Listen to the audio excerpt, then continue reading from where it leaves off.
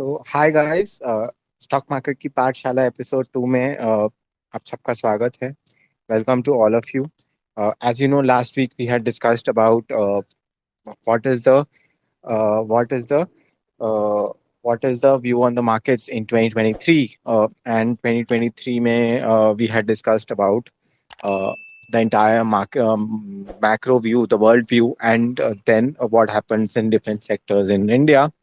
And now we will go sector by sector each week and discuss about all the sectors that are out there. Uh, Today we are going to discuss about financials. There is very strong momentum in financials.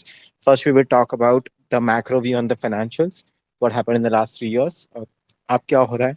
How strong is the credit growth? And then we will drill it down to private sector banks, PSU banks, and NBFCs. And from there on, we will also talk about some stock specific action that is out there. So first of all, let's start with what is happening in the financial sector or the lending sector.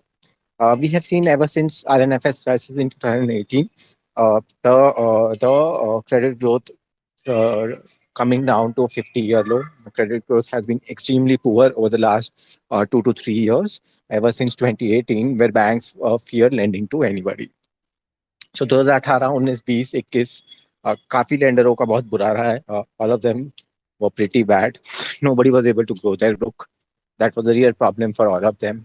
Slowly and steadily, the credit growth shrunk to a 50-year low. Now, what is really happening is, ever since COVID, a lot of balance sheets of banks have got cleaned up. 18 से लेके 21 तक banks have already started to clean up their balance sheets.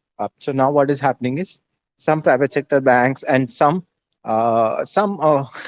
private sector banks and some NBFCs are sitting with huge capital on their balance sheets.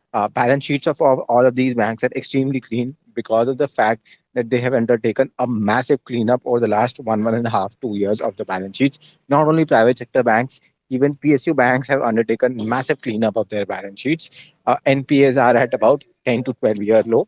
This the RBI says so, that the NPAs is at a decade low. And on top of it, the economy is coming out of a major slowdown. The IMF's crisis sparked off a major slowdown in the economy. Now that slowdown is slowly coming off. COVID was the last hit. COVID was the last hit on all of this slowdown. As COVID has now gone up from India, the economy is starting to come back in 2023. India will be the fastest growing economy, not only not only in Asia, but all across the world. So what is happening is the leading indicator of this is now credit growth. Now the RBI reports that the credit growth in the system is as high as 18%. On a system-wide basis, the credit growth is at 18%, which is exceptionally good considering the fact that we are coming out of a lull of about 2.5, 3 years, right? So the system growth is very, very strong now. That is the first point that we need to uh, capture. The second point is unsecured growth and secure growth. Both are really taking off. On the unsecured side of it, led by microfinance, personal loans, and credit cards, all of it is very, very strong. We see even small lenders such as Ujjivan, Equitas, Bandhan Bank reporting a strong credit growth anywhere between 20 to 30%. So, broadly, unsecured loans are also taking off. Uh, Secured loans, as we know, housing loans, because the interest rates were very, very, very low ever since 2020 because of COVID, interest rates have been very low, and this has backed off a supernormal demand on the housing side of it. Real estate developers are reporting very good sales, and the housing finance companies are also reporting huge demand for loans. In fact, someone like Kotak does not have the necessary manpower to process the loan applications that they are getting. So broadly, the demand for credit is there. Banks are pushing credit. 18 to 20% credit is very, very strong. Now, what is happening is everybody is wanting to grow into the system. Uh, all banks are growing at about 18 20%. We have had the Q3 updates from banks where Federal, where IndusInd, HDFC Bank, or or a Bajaj Finance, all of them have grown at about 20%. So how do you figure out which banks do you need to concentrate on? The biggest factor where you need to concentrate on is the deposit growth. There's a huge fight that is happening between banks for deposits. As deposit rates continue to move up, banks find that system's deposit growth is at about 10%, whereas the loan growth is at about 20%. The deposit growth and the loan growth cannot diverge for too long. In a growing economy, both of them have to be converging, or the deposit growth has to be higher than the loan growth. So there's a huge fight between banks for deposit growth. Very high quality franchises are growing spectacularly well on the deposit side of it. For example, an HDFC Bank, the system deposit growth is at about only 10%. Uh, but HDFC Bank is consistently growing its deposit at about 20%. Imagine at a base of about 12 lakh crores, it is still growing its deposit at about 20%, which is humongous. Deposit growth is a biggest factor that you need to consistently and constantly monitor. Which banks are losing deposits, which banks are gaining deposit. It is a sign of strength of those banks, really. So that is something that you now need to consistently and constantly monitor, right? That's the second part of it, that you need to be very, very careful, because loan growth will no longer be a distinguishing factor amongst any of those banks. You have to concentrate on deposit growth. The second point. The third point is private sector banks are consistently gaining market share both on loan growth as well as deposit growth. Private sector banks are about 40% of the market now. Slowly and consistently over the next 2 to 3 years, this will start to move towards 50%. PSU banks are losing market share both in loan growth and deposits. Their deposit growth is much slower than the private sector banks. So that's the third macro point that you need to consider while you uh, start and go ahead and invest in any of any of uh, these lenders. The next point that I want to say is that uh, a lot of seeds for NPAs are now being planted.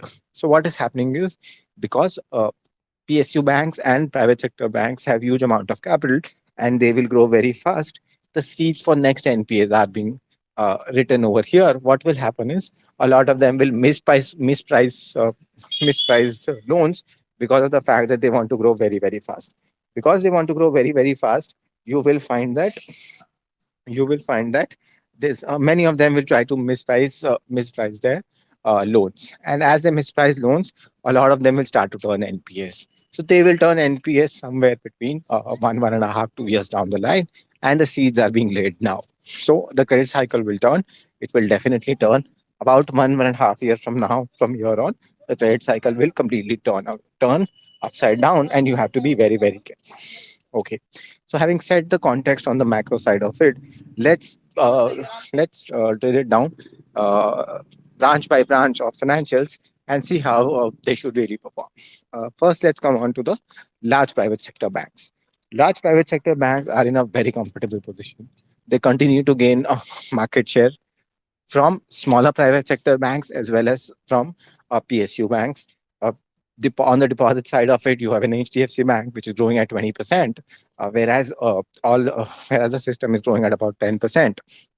So large private sector banks continue to be in very strong position on the deposits as well as the loan growth side of it. On the loan growth side of it, a 20% growth continues to be very strong, no problem as such. And the NPAs of all of these banks continue to be very, very good. The gross NPA formation also, and the SMA 012 book continues to be extremely strong. So that is one area where always the core of your financials should be the larger private sector banks, which are in a very comfortable position. However, the valuations continue to be extremely aggressive on all of those. You need to be very, very careful. When we talk about large private sector banks, let's then drill it down. On the large private sector banks, there's there on one side there's HDFC Bank, and on the other side there is ICICI. So on HDFC Bank, the business continues to do exceptionally very strong.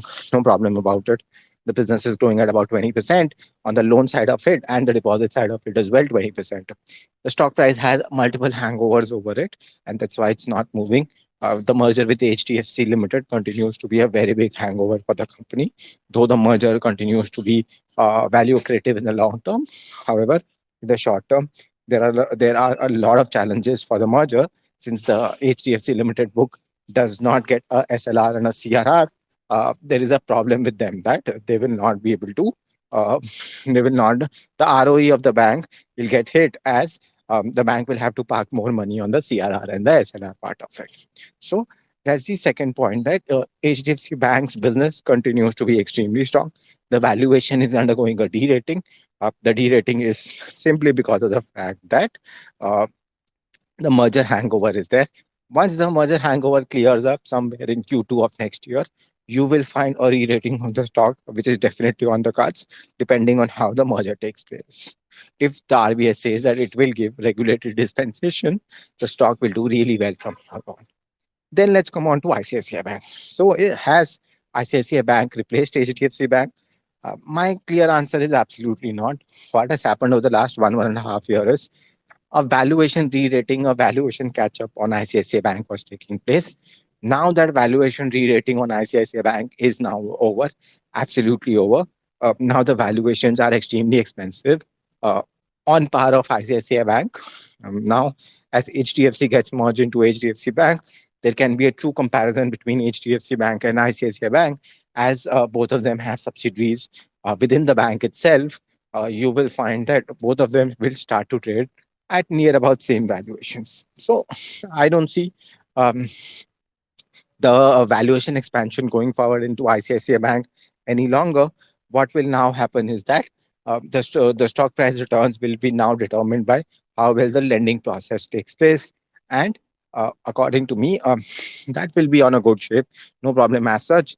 However, the outperformance of ICICI Bank due to valuation re-rating has now been done. So, in my opinion, both of these banks will continue to do extremely well. Both of them are really very expensive. You need to be very careful. Long ICICI Bank and short HDFC Bank is a very crowded trade now. You need to be very careful if you take this trade. So then let's move forward to the next bit of it. We have talked about the larger private sector banks. Let's talk about the smaller private sector banks. Smaller private sector banks, again, what is really happening really here is they are continuing to grow faster than larger private sector banks. They're continuing to offer higher deposit rates than a larger private sector bank, and their cost of funds is much higher than a larger private sector bank. So, what is really happening here is they will grow faster in a credit bull upcycle. They will grow much faster than a larger private sector bank simply because they have to grow. Their cost of funds is not that low as a smaller private sector banks, and they will be a taker of a loan. They cannot choose themselves which loans they want to have and which loans they don't want to have. So basically, smaller private sector banks will continue to remain cyclical in nature because of the fact that their cost of funds is higher. They will have to take higher risk in the market. And once they take higher risk in the market, you will find their NPAs are multiple times that of a larger private sector bank, which works on a good underwriting model. So net, smaller private sector banks will continue to remain cyclical. If you catch them at the bottom, you will find that they will do really well from there on. However, will they remain long-term compounders? Really hard. One or two may become long-term compounders. However, most of them will remain cyclical in nature because as credit cycles continue to move up, you will find that at the top of the credit cycle, the valuation will be extremely expensive on all of these banks. And as these banks continue to take write downs, you will find the valuation collapses, as we have seen the case with RBL Bank, where in the in the search of next HDFC Bank, uh, the valuation went as high as about 3.5, 4 times price to book, and as NPA started to come out, the stock just collapsed. So you will find similar things happen to the smaller private sector bank stocks as the credit cycle moves and the credit cycle bursts. It will take some amount of time for this. However, need to be extremely careful and extremely wary about the underwriting quality of these banks, right? Then there's a question of what will IDFC First Bank really do? Look, again, V. Vaidyanathan is a great guy. He's built a very good NBFC. However, he has multiple challenges. Uh, Least of which is the cost income ratio of IDFC Bank is very high. He will have to get it down as time really goes on, and he operates in a very highly competitive space. Uh, Very high competitive space, and it will take time for him to expand and build a very good franchise. So a great leader, but there are several challenges that are at hand. Most of the people that I talk to about the IDFC First Bank stock don't have any clue what's going on. They just have an opinion that we as an will do well, which is one part of it. However, you need to also understand how the bank is really growing, and how they will be able to survive in a very highly competitive space. For smaller private sector banks, the environment is very different today.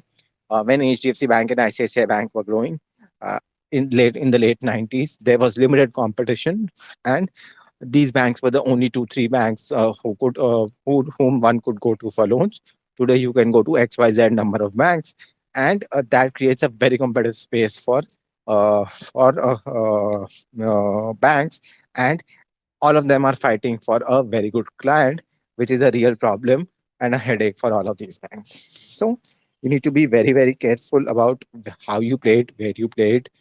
On the smaller private sector banks, try not to buy stocks that are very expensive.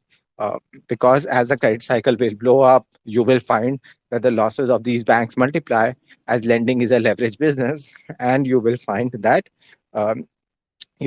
that the valuation undergoes a massive debate. So that's on the smaller private sector banks. Be careful. If you get them at the right valuation, then it is fine. Otherwise, be extremely careful. Then let's come on to the PSU banks. PSU banks stocks have done spectacularly well. They have given returns of about 2x in the last 1.5 years. PSU banks, business wise, are losing market share both on loans and deposits. The underwriting has not improved. Let me make it very clear. The market makes narrative XYZ as the stock price moves on. The stock prices can do anything. The underwriting reality of these businesses continues to remain that the underwriting has not improved. Still lackluster standards across all PSU banks, not a problem as such. So why are the PSU banks rallying then? Absolutely very simple. PSU banks were rallying because the valuations were so depressed that the market is taking notice as the credit cycle continues to move up, and the market is trying to re-rate those valuations. That's the second point that on the PSU banks. Will PSU banks continue to remain wealth creators? I don't think so. PSU banks are plagued with severe challenges of underwriting problems, having multiple frauds that are committed on them, and the government has a social responsibilities on them. That will mean that they will not remain long term wealth creators. Cyclically, they can do well for 1 or 2 years in terms of stock price. However, long term, you will find that they are plagued with NPS all over again, and you should not play a long term compounding bet on them. In fact, as the credit cycle continues to move up, and the stock prices of the PSU bank continues to go up, you should try to exit them out, as they are giving a good exit opportunity for all those who have held them for long periods of time and have not given any returns. So that's on the PSU bank side of it. PSU banks short term valuations are good. You can go ahead and buy them. However, long term they will not be wealth creators. Then let's come on to the fourth branch of it, which is the NBFC side of it. Again, see, NBFC model in 2016 took off in a big way. Everybody wanted to be an NBFC. Now nobody wants to be an NBFC. So uh, what is really happening is the NBFC side of it is now a red mark, and NBFCs have a very difficult challenge to compete with larger NBFCs, and especially with banks. NBFC, let me make it very clear, it's a wrong narrative that NBFCs do not compete in the same market. Definitely, NBFCs compete in the same markets as banks. NBFCs do not have any mode other than the distribution mode that they have got. Uh, NBFCs have a higher cost of funding, and because they have a very high cost of funding, they will like to take risks that a bank will not try to take, and that's why NBFCs have flourished. NBFCs have now moved to a co-lending model because they have realized that they are not able to survive as banks are increasingly encroaching on their space. However, there are some NBFCs who are who are doing really well. So for example, on the housing finance space, some NBFCs are doing really well, or NBFCs like Bajaj Finance, where they have mastered the model of buy now pay later. They are doing exceptionally well. So NBFCs which have made creditable models will continue to do extremely well. NBFCs which have not uh, not accredited their model and which have not worked on their model continue to struggle. For example, Piramal Enterprises Limited, the NBFC continues to struggle big time because they have not mastered their housing finance portfolio out of it. So broadly, on the NBFC side, there is valuation comfort as compared to a larger private sector bank or even a smaller private sector bank. However, valuations aside, the models of these companies is not really good. Uh, the second point is the lending standards of all of these companies is not really very strong. Why is the lending standard not really very strong? Very simple. Very simple. What is really happening is on all of these NBFCs, the cost of funding is really high. And once the cost of funding is really high, you will find that there is a higher risk that they have to take on the loans that they give. And once there is higher risk on the loans that they really give, you find that a lot of probability of turning of those loans turning into NPAs is a problem. So in that context, you have to stick to the larger NBFCs, and larger NBFCs will do really well. Smaller NBFCs, if they have a moat, you can continue to buy them. If they don't have a moat, you can strictly avoid them. However, valuation is a good comfort on all of these NBFCs. That's the second. So, how do you play this up cycle? So, in my opinion, 2023 will be the year of financials. Large private sector banks will continue to do extremely well in 2023. Uh, uh, the up move in the large private sector banks has not materialized, be it ICICI, be it Axis, or HDFC, or Kotak, or Bajaj Finance. Uh, the upcycle in all of these has not materialized. In my opinion, 2023 could be the year of financials, where financials continue to give excellent results and market takes note of it and re-rates a lot of these stocks. So a significant chunk of your investment should be in the large private sector banks because they will continue to lead business wise in terms of loan growth and deposit growth. However, the only flip side problem for with the large private sector banks is valuations continue to be extremely aggressive. That is the first point. Second point is a small part of your investment can be in a smaller private sector bank where you understand the private sector bank really well and you understand the management of these banks also really well. That is the second part of it. A smaller part again could be into a PSU bank. However, it should be very clear that on the PSU bank, you will exit out very quickly as the upcycle continues to move up. It will not be a long-term investment. And the third smaller chunk could be in the NBFC space, where in the NBFC space, you are clearly betting on the fact that the valuations are extremely depressed, and as the valuation continues to expand off, you will try to exit out. Again, NBFCs will not be a long term pick uh, because NBFCs will blow up as the credit cycle continues to move up and as NPAs start to come out. The credit cycle will blow up in the next 1.5, 2 years. This credit of 18 to 20% will not sustain for very long. Somewhere in 2023 and or 2024, you will find that the credit cycle will start to taper off again, and systemic risk continues to come out, and stress continues to get developed in the system. So every 2 to 3 years, stress continues to get developed in the system, and um, I have devised a law. The law is the Indian law of NPS. NPAs are constant in the system. Every 2 to 3 years, NPAs do show up. Um, Only it changes from PSU banks to smaller private sector banks to larger private sector banks. So that's about it. That's about my brief. About 25 to 30 minutes of my brief about what is happening in the financial sector. Now, I'll start to take questions. If anybody has a question uh, about any financial, any stock, you can go ahead and request yourself as a speaker. I will unmute you, and then we can go ahead and take the discussion forward from there. So, anybody who has a question, please ask yourself as a speaker, and I will unmute. Yes, Rajesh, please go ahead. Rajesh, you can unmute yourself and ask your question. Yeah, I wanted to know at what valuation shall we exit from PSU banks? Like right now, many PSU banks are still available at point 0.5, point 0.6 book value. Some are available at 1 times book value. So, what would be the best ratio or book value where we can exit from PSU banks? So, as the book value multiple starts to cross one, I would be start to get very cautious on the PSU banks, because it is very simple. PSU banks underwriting standards are very poor. They have not improved. The stock prices are moving forward just because there was a valuation derating, and that derating is getting corrected.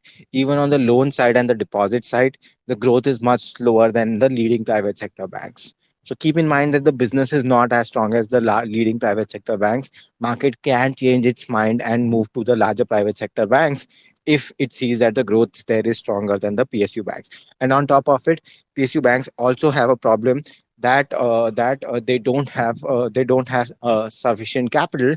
All of them are running at on a very low capital adequacy ratio, apart from SBI, uh, where capital adequacy can be a problem in order to spur loan growth. So 1.5 times price to book should be sufficient enough for a PSU banks. I don't think 1.5 times apart from SBI anybody will get, but that's the broad range where I will start to think to exit out of these companies. Avish, go ahead. Thank you, sir, for sharing your insights, sir. Sir, I have a few questions. Sir, with respect to investor, given the current market conditions, like wherein interest rates are always almost peaking out, should an individual consider investing in like sort of 10-year GSEC bond debt funds, and should one start accumulating it, and if it like should he do it or not? Okay, what did you say? The interest rates are coming down. I said, sir, given the market conditions right now, interest rates are peaking out. It's Mm, almost peaking out. Like, yeah. I guess 25 to 50 basis point are max, which are left as per some of your videos and outlook, which was mentioned in many of the interviews. So, should an individual consider investing in 10-year GSEC bond debt funds? So interest rate cycle is peaking out, but interest rate cycle is not starting to come down again. The first point. Yes, you're right. Maybe a 50 basis point hike is left.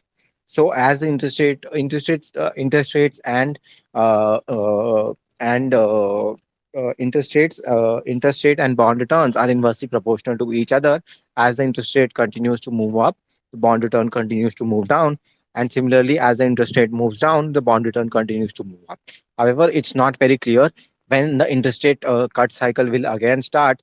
And in my opinion, if there is an interest rate cut cycle, it will be very shallow, and it will not be as huge. So 2023 will be the year when you could go into a longer duration fund. However, that timing needs to be decided as the interest rate cycle moves on, and the signals from the US Fed and RBI. So in short, you are right that you could move to a longer duration, move to the longer duration part of the curve. However, the timing still remains undecided because of the fact that we clearly don't know how long there will be a recession in the US. So, sir, should one start in like phases, sort of, because we don't have a clear perspective, like clear point, like at what specific point one should fully invest. So, should an individual start putting in phases? No, so what is happening is still there is a 25 to 50 basis points increase left, And once that happens, the bond prices will fall further, and then from there on you need to pick. It's not as equity markets where you will not get sufficient amount of time. Once the interest rate cycle peaks out, then there will be sufficient amount of time for you to go ahead and invest. Right now that's not really the case. There are hikes still remaining, both from the US Fed and from the Indian RBI. So in that sense, I will still not suggest, but you need to be ready to go towards the longer end of the curve. Okay, sir. And sir, one more question. Which it was related to international stocks.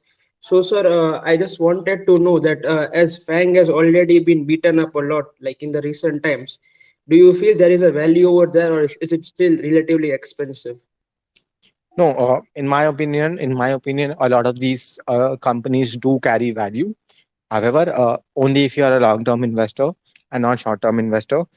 If the US continues to have a dramatic slowdown, you will find a lot of these stocks will not give return even on a time horizon of 1 or 2 years, and market conditions will continue to remain difficult. Only if you are a long-term investor, you can go ahead and invest in these stocks. These stocks have value, and personally, I will like to invest in the US for sure. So, sir, through which options should one go? If the person, if individual doesn't want to go through direct stock options, so should Mutual fund. one go Mutual like fund. a sort of DSP, NYSE, ETF, FANG mutual plus FANG mutual fund है उस तरह कोई mutual fund से? You can choose your fund, but the broad point is you need to go ahead and invest. There are a lot of mutual funds available as well, which can go ahead and invest. Okay, sir. Thank you, sir. Thank you. Sir, I have one more question. Should I ask? Please go ahead. Sir, should one be conscious if any bank has a big chunk of loan given to Adani Group? I don't want to answer that. Sorry, political question. Okay, Shanti okay. here. Yeah, go ahead. Yeah, Aditya, my question was about IDFC First Bank. Um, mm, uh, is there anything worrying you other than the cost to income ratio, specifically about the IDFC First Bank for next 3 years? Cost to income ratio, the cost of deposits is very high. There is no deposit strategy on the deposit side of it. They are trying to increase the CASA ratio. If you look at the CASA ratio, you will find it is not sustainable beyond a point. Above 50%, generally, it is not really sustainable. The bank is not investing in getting TD, time deposits, which is a clearly confusing strategy for me. The bank is not trying to get bulk deposits, which is again a very confusing strategy. Of course, bulk deposit concentration is a problem. However, bulk deposit should not also be not on your books, because with one time you will get multiple deposits. So I do have my concerns, but I do have my concerns on all the stocks. I have my concerns on HDFC Bank. I have my concerns on Kotak Bank as well. It's my job to remain concerned. Uh, However, there are some confusing strategies that are playing out on IDFC. Nobody will notice it until the stock price continues to move up. Only when the stock price will fall, everybody start to notice. And there's a lot of Twitter euphoria on the stock, which is again really very concerning for me. Too much euphoria on a stock uh, can work on the good side, but it can also work badly on the bad side. Yeah, right. Thank you, Aditya. Thank you. Thanks. Hey, Aditya, Naga here. A couple of questions. One on your favorite bank, Kotak, where most of the analysts say that it's very expensive. What I feel is they are not looking at the subsidiaries which are 100% owned by the bank. So, do you think those subsidiaries will be listed, or how do the value come out of Kotak? Can you repeat that question, please? I just lost you in the middle. No, my question is on Kotak Mahindra Bank. Most of the analysts claim that it is very expensive, but whereas I feel that they are not valuing the subsidiaries appropriately. Do you think the subsidiaries will be listed over the period of time? How will the unlocking of value will happen in Kotak Mahindra Bank? Okay. So yes, the stock is expensive. It is not really cheap. The first point. However, if you look at it, you will find that the only bank which has a very clean balance sheet is Kotak Bank. Even HDFC Bank and ICICI Bank don't have that kind of a clean balance sheet. I will give you an example of how their balance sheet is very clean. The restructured loan during COVID for both ICICI and HDFC Bank was upwards of 1%. You will find that Kotak Bank had only 0.15% of loans that were restructured. Most of them were slipped into an NPA. So that's how you know that they are very clean balance sheet Kotak has got. So Kotak does get a premium for avoiding NPAs, which not many banks really get. The first point. However, having said that, it is an expensive stock. Somebody asked Uday Kotak that will you list your subsidiaries? The clear answer from him was absolutely not. They're not interested in listing their subsidiaries. But I feel that it's a near-term opinion. As more and more mutual funds will get listed, starting off with HDFC now, UTI has also listed, and Aditya Birla has also listed. The next one is SBI. I think after that, Kotak Mutual Fund will also get listed once it achieves certain amount of scale. So, in my opinion, uh, subsidiary unlocking is far away. The stock price has not given returns because of very simple reason, which the analysts don't want to analyze. From 2019 to about 2021, 2.49 lakh crores was the book, and it continued to remain there for about 2.5 3 years. If there's no growth, the stock market will not give you any return. Now the book has expanded to about 3 lakh crores, and this year could grow to about 3.5 to 4 lakh crores in the next 1.5 years, and that will be the deciding factor. And also, Uday Kotak's retirement is again a big problem, which happens by the end of this year. Thanks, Aditya. My second question is on Bandhan Bank. Do you think Hmm. Bandhan Bank will be able to successfully move out of this MFI segment and just gets a more retail play into housing and other? Do you think so, culturally is it possible, or do you see any challenges there? No, so they're doing it. The first step to diversifying their book was acquisition of the group finance book from HDFC Limited, which they have now done. Uh, in my opinion, it will take certain amount of time. That's why they have a target of, I think, about 2025 or 2026, where they're going to diversify their loans. But it's a right strategy because microfinance loan is a very highly risky strategy. They are very highly risky loans, and it is commensurate for them to have an unsecured and a secured book, because in times of NPS, the unsecured book gives a huge amount of NPAs with the credit costs are as high as 10 to 12%. And the unsecured book will not give that kind of NPAs, because on a housing loan, the house will be back there as security, or on a gold loan, gold will be there. So, in that view, uh, it is a right strategy, but it will take certain amount of time, won't happen overnight. Uh, and that's the whole view out there. Hey, thanks, Aditya. And one last question from me. What's your view on this Muthoot and Manappuram, which are very focused on gold loan business? They have ups and downs, but what do you see in future? Like, do you think this companies, this NBFCs will continue growing, or do you see any challenges in this space? Yeah. Muthoot and Manappuram generally don't have any underwriting standards. So that's a given. That's a disclaimer. I have bashed them up when the stock prices were really high, and the stock prices are now corrected. Now my view is entirely different. As the credit cycle will continue to move up, you will find the pressure on the gold loan NBFCs will continue to ease, because banks will now start to move away from the secured part of it to the unsecured part of it, where the yields are very high. Whenever there is a problem, banks will start to stop giving unsecured loan and start to move towards gold loan, because it is a highly secured product, and the return is guaranteed. As the credit cycle continues to move up, you will find that banks will start to move away from gold loans.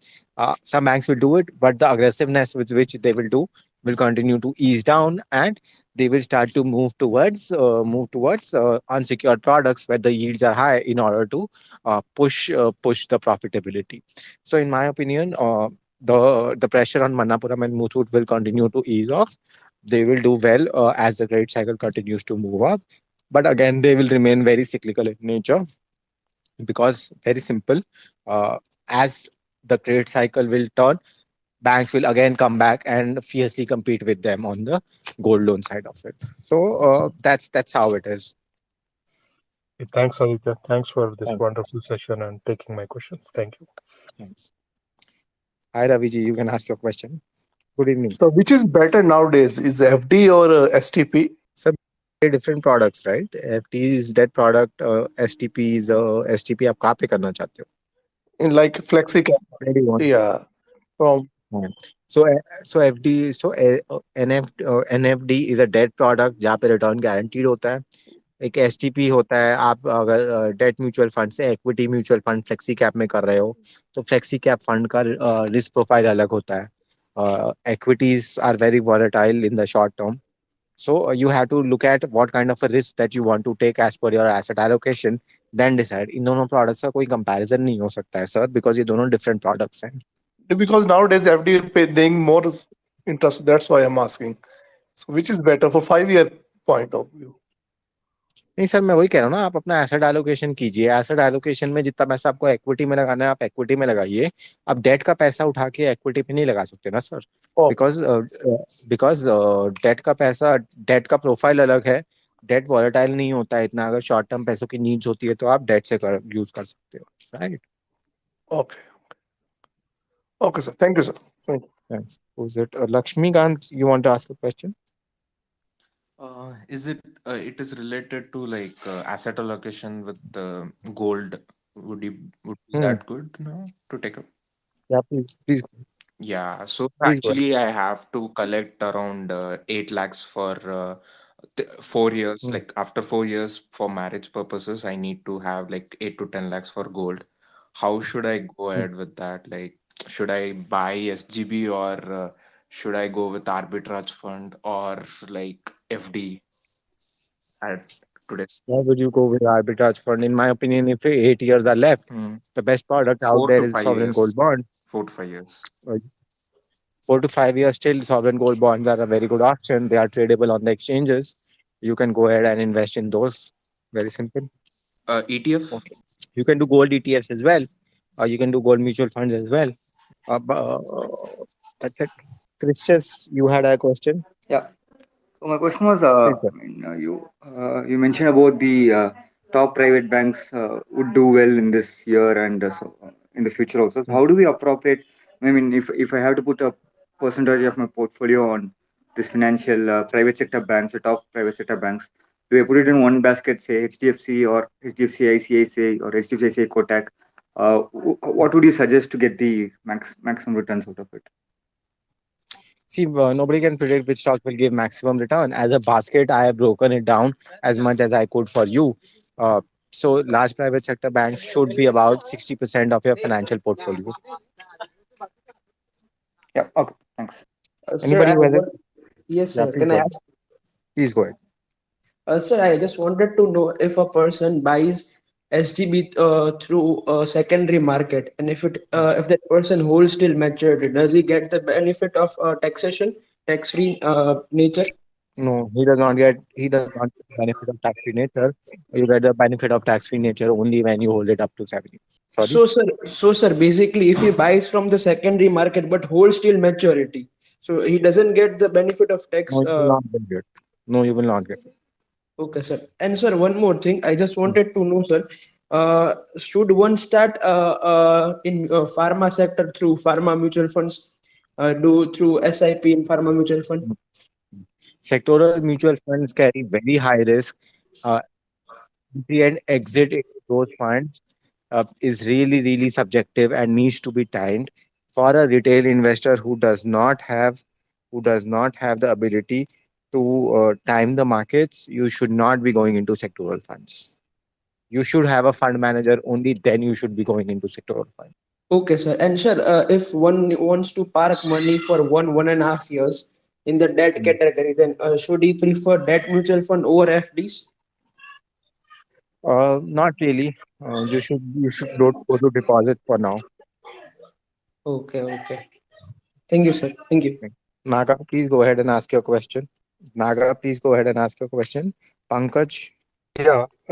My question is The private sector bank owner CEOs keep telling that India has a huge potential, and the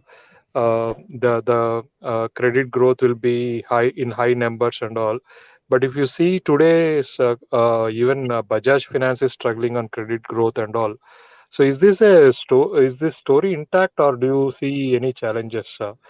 Because No, but every CEO comes and okay. says the story saying that India will grow with 8% and credit will grow and all. But it's overcrowded now. Do you think it's overcrowded, or do you think still there is a space for all these banks to grow and all?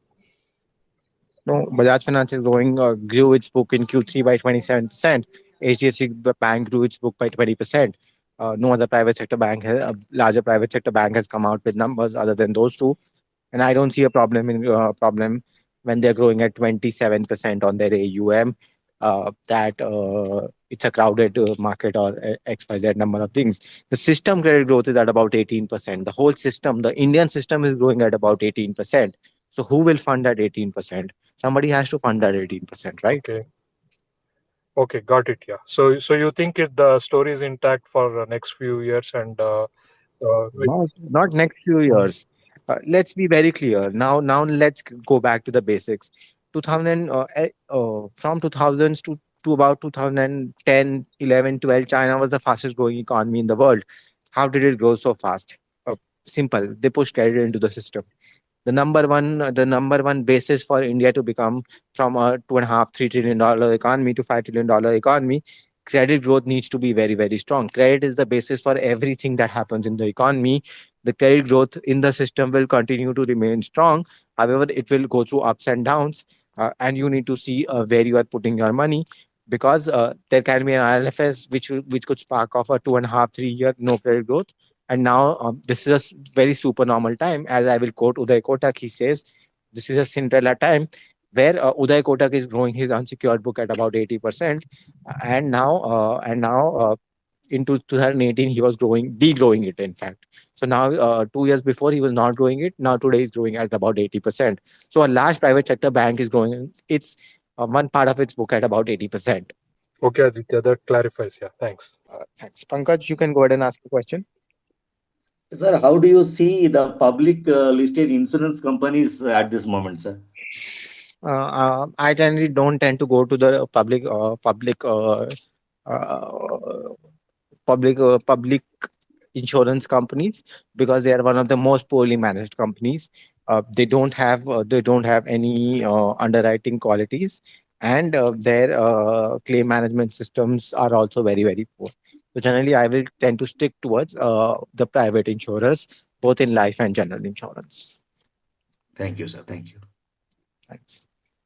Ranjal, you can go ahead and ask your question. Hi, Aditya. Like, Uh, good talking to you. So, my question is a little bit on the macroeconomic sides. So, mm, my investment process is completely bottom up, but like once in a while, I go and like just check up on the macros. So, recently, I saw this video called Brave New World by Ritesh Jain on the mm, CFA Society India mm, about just the macroeconomics of of the scenario that's happening now. So he points out like how coming March, like the inflation growth worldwide, mainly US, it'll be 0%, like it'll be constant.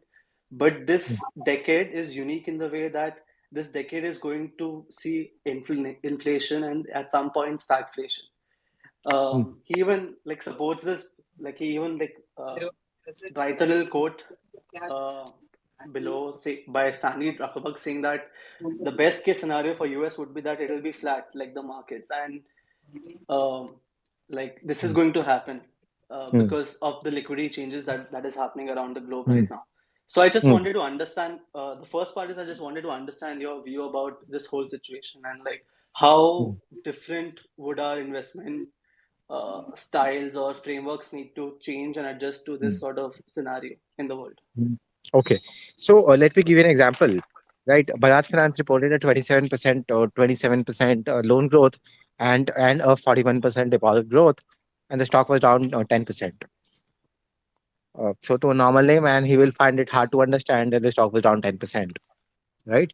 So what is really happening is the valuations continue to remain extremely aggressive on the stock, and because the valuations continue to remain extremely aggressive on the stock corrected. So here is the new reality of this era. We live in an era where inflation will be controlled and inflation can be controlled. That's not the problem. The problem here is this: ever since the 2008 crisis, we were living in a world which was dominated by 0% interest rates. There was nothing. US Fed was practically giving out money at about 0%, and anybody could borrow it. Now that's not really the case. The case is that we are living in a world which is at 4% interest, and money is no longer cheap. Valuations will continue to constrict, or if the companies don't perform, money will no longer be cheap. You have to price that in when you go ahead and buy those stocks, that valuations will be expensive from here. The cost of money will be very expensive from here on, and you need to monitor. And that's the difference between 2008 to 2020. And from here on, the interest rates will come down eventually from 4% to about 2%. However, 2% is still expensive than 0%. Okay, okay. And just the second part on it, like he spoke about how like because the US is not going to do like really great because of like for the past 20 years or like maybe last 10 years, the FANG stocks are doing great, but now a lot of that fund, a lot of that liquidity is going to flow into the emerging markets, like mainly Vietnam, India, Mm, Mexico, Brazil. mm, mm, So I just wanted to understand at what kind of a scale can someone expect like these sort of huge amounts of funds to flow like into India, for example, like over the next decade? Like how significant could they be? Okay. First of all, I really don't agree with that view that US will not do anything. In fact, I believe that a lot of innovator companies are in the United States, and they will lead the markets as we move into a metaverse or an artificial intelligence kind of a technology roadmap. Uh, and stocks will continue to do well, provided those businesses are performing. Just because interest rates are at 2% does not mean anything, does not mean that the stock prices will not perform. 2% interest rates are okay. We've not seen them. That could mean that the valuations constrict. That does not mean that you completely count out US. Uh, in fact, I will give you a counteracting view that if 2% is what US is yielding, why should anybody take money out of the US and invest in an emerging market, where on the emerging market currency depreciation takes away a lot of return? So I don't really buy that view, in my opinion. The second point is, of course, people will go ahead and invest in the emerging markets. In my opinion, India is at a place where it has not been ever in its history after independence. We are moving towards a manufacturing economy. Finally, after so many years, we are moving towards a manufacturing economy. It will not happen overnight, but it will happen in the next 10 years. And slowly and steadily, the government will start to create red tapeism, which will bring in manufacturing. For example, by 2025, 25% of world's iPhone will start to be made in India, right? So we are at a very important juncture, and that's why a lot of people are very bullish on India, and a lot of FIIs are also very bullish on India. However, having said that, valuations, in fact, are the most expensive in the world. Uh, I will not be very bullish on India and be bearish on US, because I find US valuations are single digit, whereas in India, you will not find an FMCG company trading at a single digit. So, in my opinion, I don't see the logic that you should move out of US and move into India. In fact, I would do the other way around, where so much correction has happened in the US, the stocks look very attractive there. Okay, Aditya. And like one final question, I think I joined a little late, so maybe I missed on your opening remark.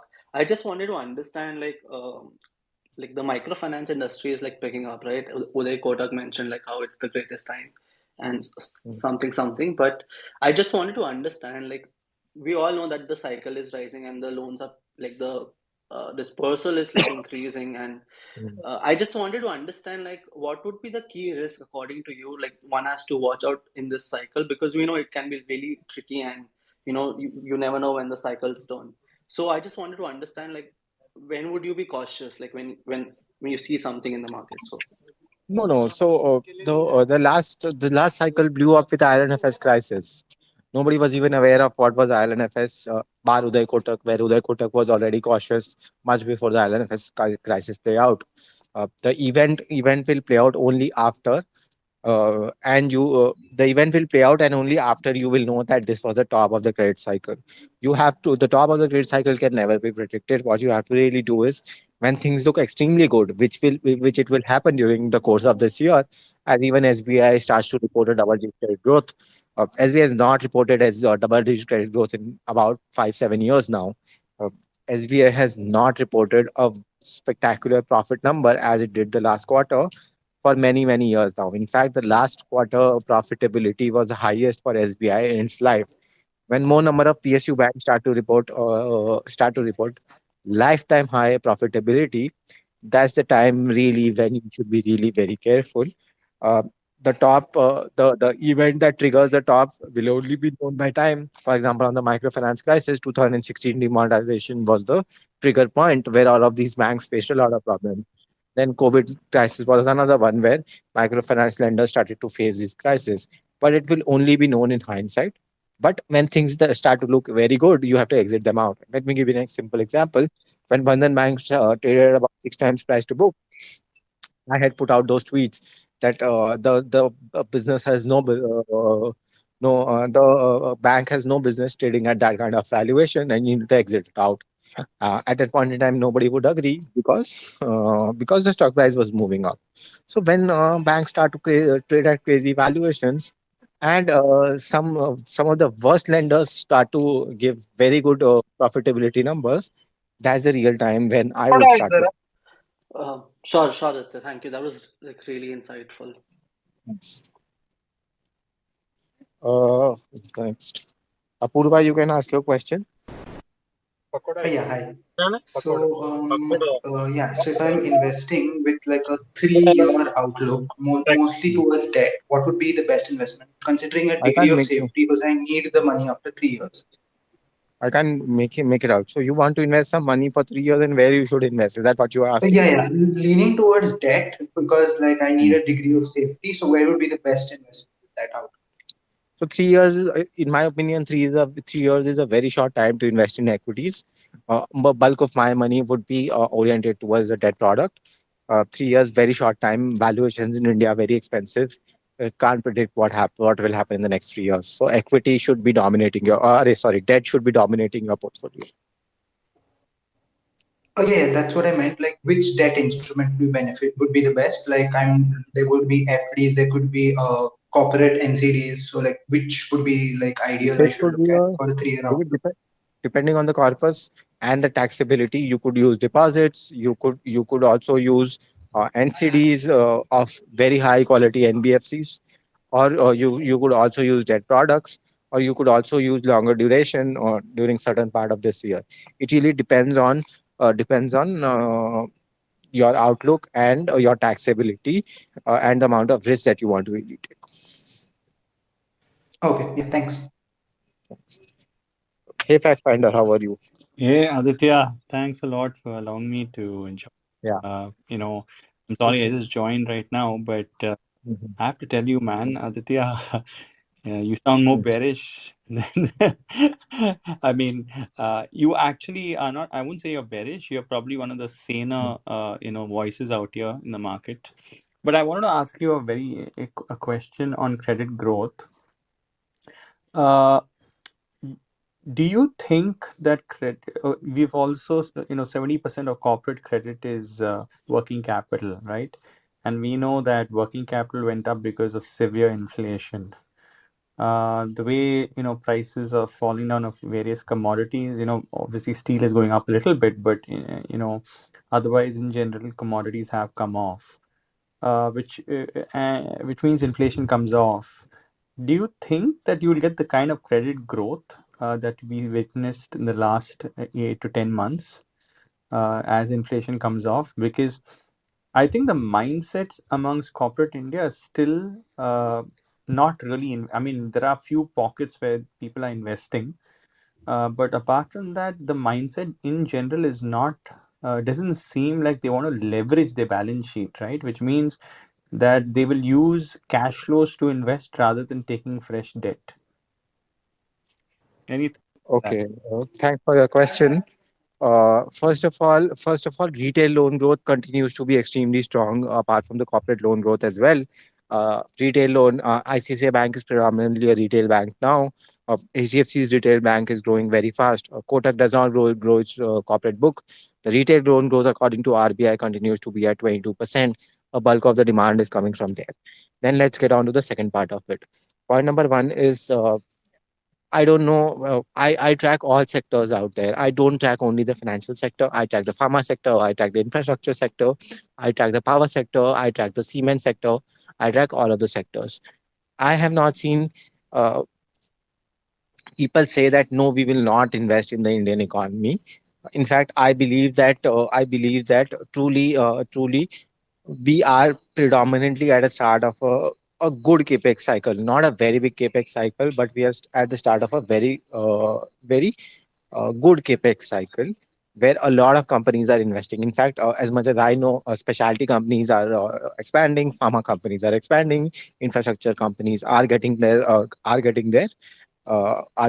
orders in, and the government is also wanting to spend some on infrastructure. So in my opinion, over the last 1.5 2 years, COVID has sparked off a lot of deleveraging in the corporate sector, right? That's the second point of it. And the third point of it is, not every company is an Asian Paints, not every company is a Vinity Organics, and not every company does have its own money to expand. Bulk of the credit that goes in India goes to the MSMEs and the SMEs, which are really really small companies and which do require capital to grow. Not everybody is a Deepak Knight, right? So, in my opinion, over the next 1.5 2 years, as the economy continues to grow, and you will find relatively India doing much better than everybody out there, the credit growth will continue to remain good, better. Will it remain at 18-20%? Hard to say. Nobody knows about that. That time will tell how strong the Indian economy is and how strong the recession is. However, in my opinion, we are coming out of a fairly lull period for the economy, and the economy will do well generally for the next 2 to 3 years. Okay, no, the only thing is, I'll tell you, Aditya, if you Hmm. look at little data over the last, 5, 6 years, one of the biggest guys who took a lot of bank credit was Reliance Industries, right? They at one point of time took about, as a group, they took about 40% of incremental corporate credit. Obviously, telecom I mean, there is some investment in 5G, but in general, it's not as capex intensive as traditional 4G investment. And they are coming off a lot on debt. The telecom is generating cash, so they may not actually have to lever up. And if you look at and They will lever up because one of their biggest businesses, Geo, will not make money. One of their biggest businesses, which is retail, will not make money. They will continue to strive on bank credit, and even if they do take 40% of the incremental credit, they are one of the biggest companies generating a lot of turnover for the industry. Apart from Reliance, generally I have seen a lot of mood for companies to want to put in capex. In fact, let me share you, not even one specialty company is not wanting to double their turnover in the next 3 to 5 years, which entails putting in a lot of capex. Big or small companies are wanting to expand, not everybody has money of their own. They will need bank credit. A lot of bank credit will turn into NPAs as well for corporates. But that's where the larger private sector banks will have a better advantage. As Uday Kotak really says, I cannot compete with larger private sector banks because their ability to source loans on a lower interest rate is much better than ours. And there's no question that we can compete there. thanks a lot. Yeah. Okay, Siddharth, you have a question? Yeah, hi. Aditya, so what's your view about affordable housing players like Aptus, Avas? So if you see their loan book, they are consistently growing above 30%. But uh, are they really getting a good genuine loan book, or is it like charging a higher interest for some not very good loan book, and at some point of time it's like the loan book, the NPA is getting very high, and and what exactly is the difference between the recoverability of a loan from Awas and players like HDFC? Are they really able to recover it, or are they writing off in a very huge manner? No, generally, I have found it hard to discover that these guys have a lower NPAs than HDFC Limited as well, whereas the cost of funds of all of these companies is much higher than HDFC Limited, and they are lending to tier two, tier three borrowers, which are very very risky in nature. So, in my opinion, it's very hard to understand all of these borrowers. In my opinion, HDFC Limited is the benchmark and is the super gold of lending in housing finance. Their NPAs are somewhat believable. I don't believe the NPA numbers of any of these NBFCs because the RBI rules on NBFCs differ from banks and they're very lax in nature. So difficult to believe their NPA numbers. In my opinion, um, uh, very hard to understand their NPA numbers and their business models. They're lending to riskier borrowers than HDFC Limited, but their NPA numbers are lower than that of HDFC Limited, which is amusing, which I don't really understand. Okay. And I think you talked about this banks, right? Banks, whenever there is a bad environment, they are more focusing more on gold loans, and when environment turns up, and they are moving to buy their gold loans, right?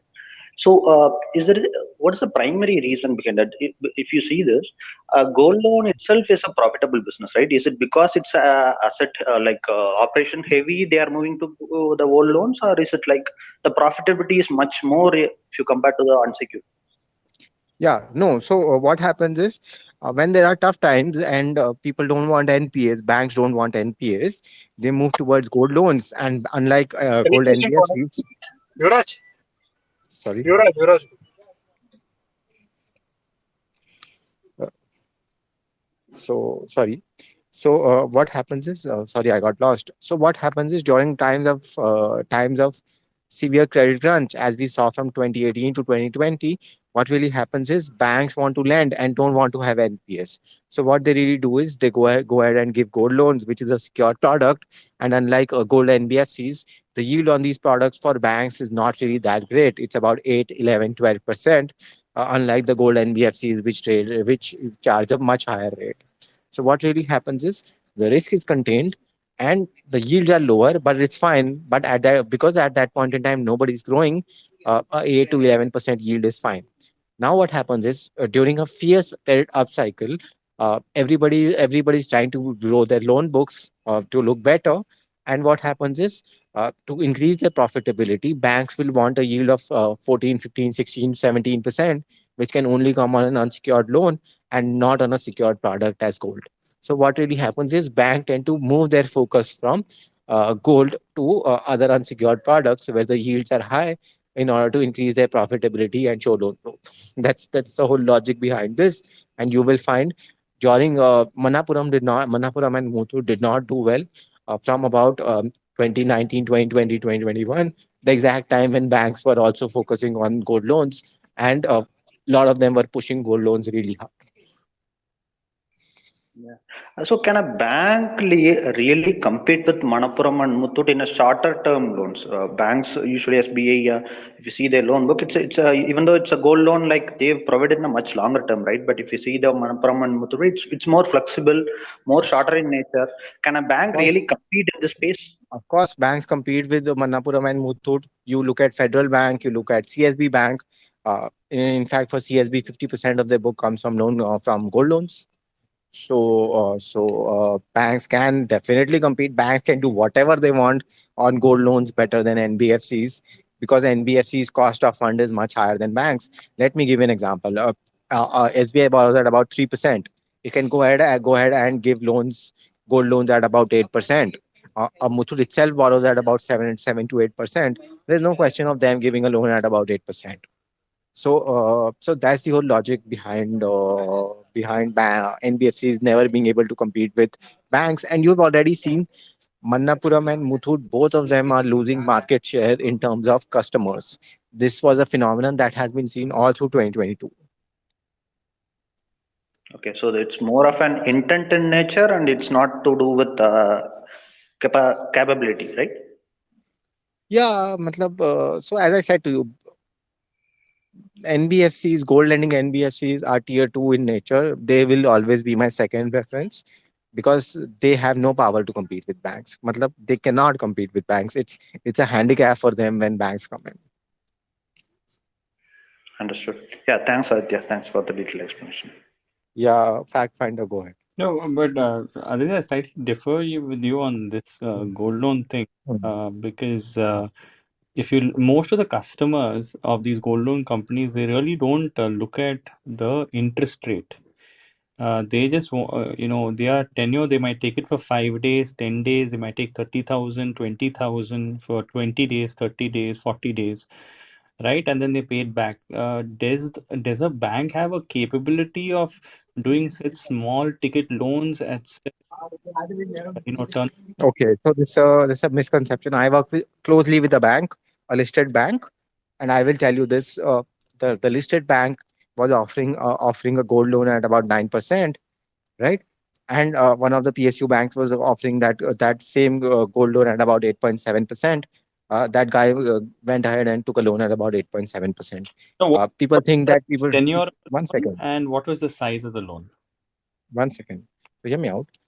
People definitely look at the interest rates when they take gold loans. It's a very big misconception.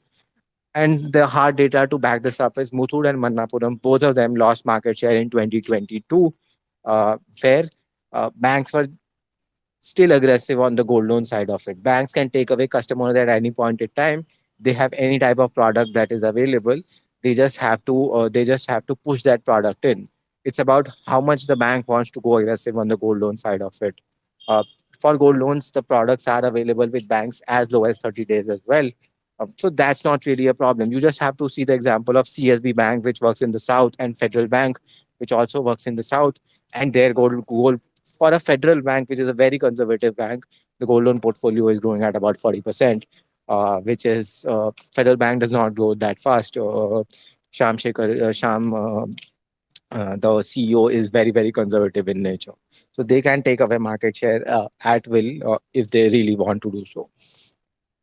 Do you think the market share that these NBFCs lost in 2022 was because of a change in regulation that happened? If I remember right, in during COVID, what the RBI did was allow the loan to value Mm. ratio for NBFCs to be increased from 75%, I think, to 85 or 90%. So basically, for the same collateral, you could offer a higher ticket loan for the NBFC overnight. Mm. And so those Mm. guys grew very fast in 2021, Nobody. and Okay. then the RBI reversed that rule, saying that this is only Mm. a COVID thing, so you have to reduce it back to 75%. I think that was Uh, one change that happened, but maybe you're right. I'm not. Banks are aggressive. So let's go to the Muthoot. If you are really interested in this, let's go to the Muthoot con call about 2 quarters down 2 quarters before this. uh, the Muthoot management agrees to the fact that they have lost market share to banks, and banks are very aggressive. The first point, even though the RBI changed those regulations, no NBFCs in their sane mind would give a loan to LTV of 80 to 90% if the gold prices fluctuate. That's a problem, and this is also a fact that has been clearly spelled out in the Muthoot call that it was a illogical move that the RBI really made because no NBFCs went on to use those limits because you never give that high LTVs. Yeah, Pranav, go ahead. My question is with respect to the this higher interest rate environment will have on the financial, the impact this higher interest rate environment will have on the financials. For example, if we assume that the interest rate uh, go up more 1 or 2% from here and stay elevated for a longer period of time, what would be the impact on the profitability of the financials and credit growth of financials? So the interest rate, first of all, the interest rate hike cycle is about to peak off now. More 50 basis points more, not more than that really. First point. Second point is, as interest rates continue to move up, banks will have a significant advantage as compared to NBFCs. The second point. The third point is, larger private sector banks with very strong deposits will have another advantage where they will not have to reprice their deposits very fast, but their loans will get repriced as soon as the interest rates move up. The third point. The fourth point is, uh, as interest rates continue to move up, the demand on certain products where we saw supernormal demand because of low interest rates, for example, the housing loans will ease off. That's a given. It will ease off. However, we are still at interest rate levels which were at pre-COVID levels, which are at pre-COVID levels. So the demand will ease off some bit. However, the demand will continue to remain strong because the economy uh, is now in an up cycle. Before COVID, we were in a down cycle. Now we are in an up cycle. As the economy continues to do well, you will find takers for credit. Okay. And the second thing is that as we know that the credit growth in the overall industry is close to 17 to 18%, but the deposit growth is barely close to 9 to 10%. So as the competition increases among the banks, they are going to offer the higher rates on the deposits. So will it affect negatively to their NIMs or profit margins? So first of all, let's make it very clear that uh, a lot of money in 2021 and 2022 because of lower interest rates went from deposits to equities. As you will find, the deposit rates continues to move up. Some bit of that money will come back out of equities and move into deposits. That's the first point that is there. The second point is the NIMs will not get expanded. In fact, the NIMs will get expanded for some of the company of some of the banks in the near term. What will happen is the loans get repriced as soon as the RBI interest hikes interest rate because of their linking with repo. However, the deposit rates can go up at the convenience of a bank. Now, for example, an HDFC bank, the deposits are already growing at about 20%, and they will find it illogical to increase the deposit rates by much. You will find the problem with the tier 2 private sector banks where they don't have a quality franchise as a larger private sector bank like a HDFC bank or an ICICI bank or an SBI. There they will have to increase interest rates, and there could hit the profitability, but I don't think there also profitability will get hit. The worst place where the profitability will get hit is the NBFCs. Okay, thank you. Thank you very much, Aditya. Yeah. Darpan, please go ahead. Okay, to ask stock specific. Please go ahead. I will try to answer to the best of my ability. Okay. Yeah, this is on CSB itself. Mm. In terms of the new management, the commentary which has come up, strong growth. But the fact is that, and like you mentioned, the gold portfolio is probably 40-50% of the asset book. But the fact remains that, 12,000 crores asset book, 18,000 crores liability, not, has been quite there for some time.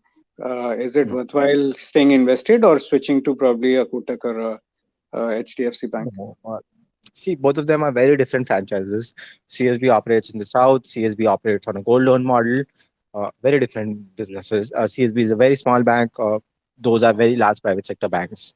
Uh, in my understanding, A, the stock is very expensive. B, I don't really understand the approach of the management. And that's about it on CSB. So I have that opinion, and I will want to wait and watch and see how it goes. Sure, thanks. So last 5 minutes, anybody who has a question, please ask yourself as a speaker, and I will unmute you.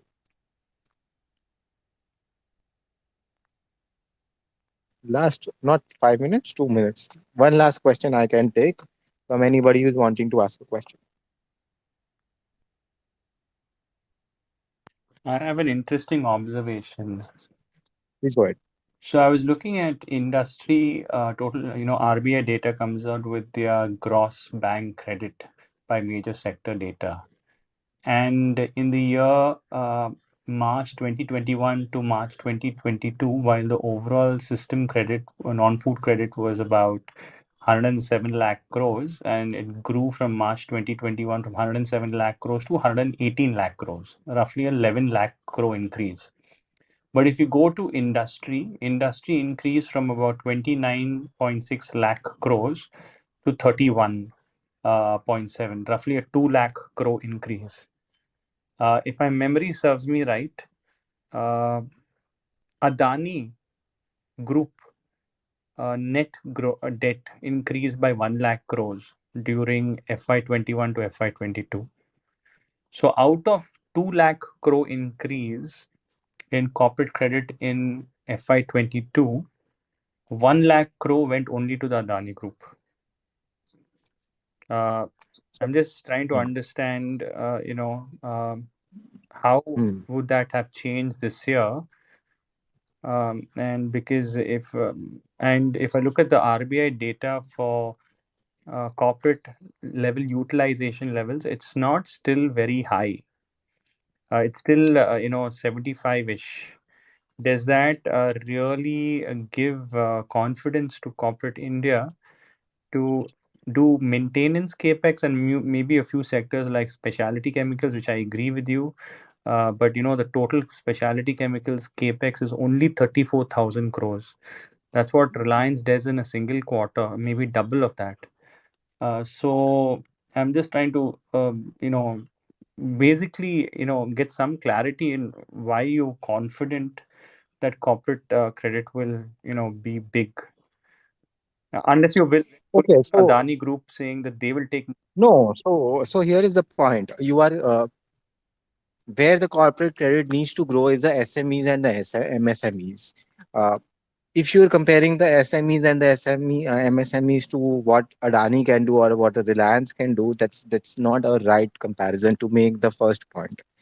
21 was still a down year for the economy. The economy has started to recover only in 22 now. From here on, this is the first year where the credit growth 22 second half of 22 was the first year when the credit growth has started to cross double digits. Before that, it was not even double digits as such. So, what I am saying is credit will be the leading indicator, and then you will find that the credit growth has picked up even in corporates. The first point, a 75% capacity utilization, in my opinion, is very good. Very good. And that's the point when people do start to think if they need to put in some capex or not. Not only specialty. Okay, so let me put it this way then. Not only specialty, pharma companies, infra companies, FMCG companies. In my opinion, as much as I have studied, and I study a lot of companies. A lot of them are putting in capexes. Just need to go and study them. Of course, but Adani and the bigger companies will take away huge part of capex because they are the size is very very big. So that you have a question. Last question, Siddharth, please go ahead. Yeah. So this is regarding the banks who are having a very concentrated high portfolio, right? Say, for example, RBL on credit cards, Bandhan on microfinance, CSP on gold loans, right? So, do you foresee anything?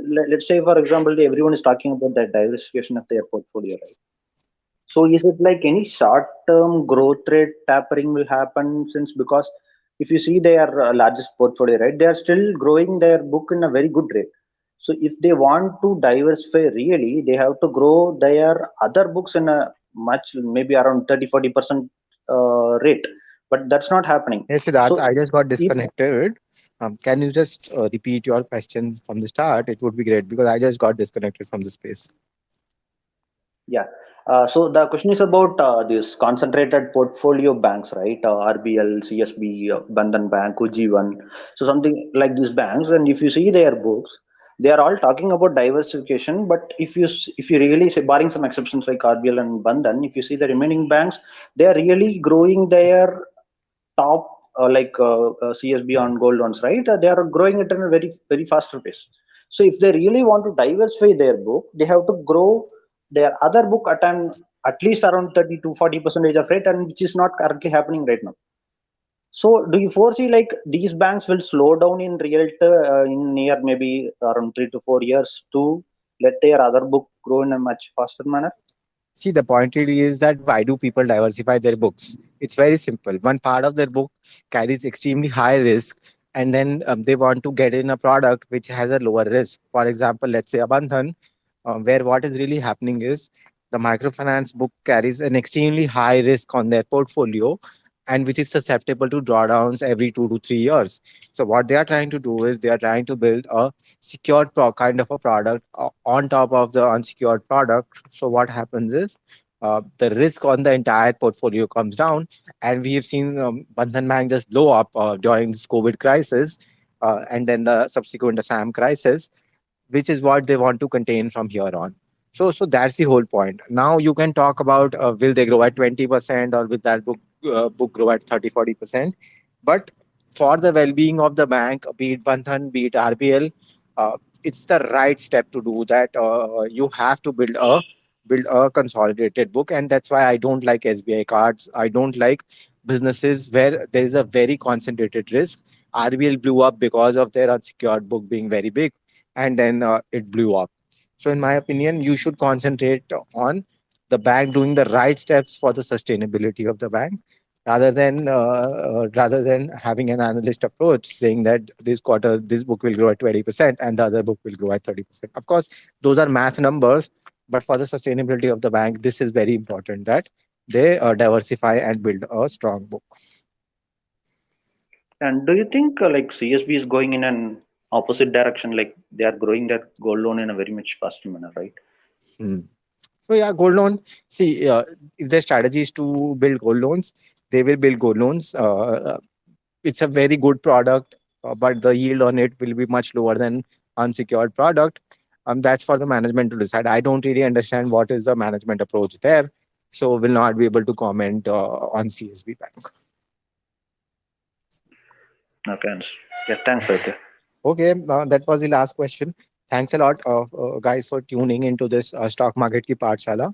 Now we will again have a session on the next Tuesday, where I think we will have the pharma sector and we will discuss about what's happening in individual pharma companies. So thanks a lot for joining in, and stay tuned for much more insights into the stock market. Thank you. Thanks, Aditya. Thanks.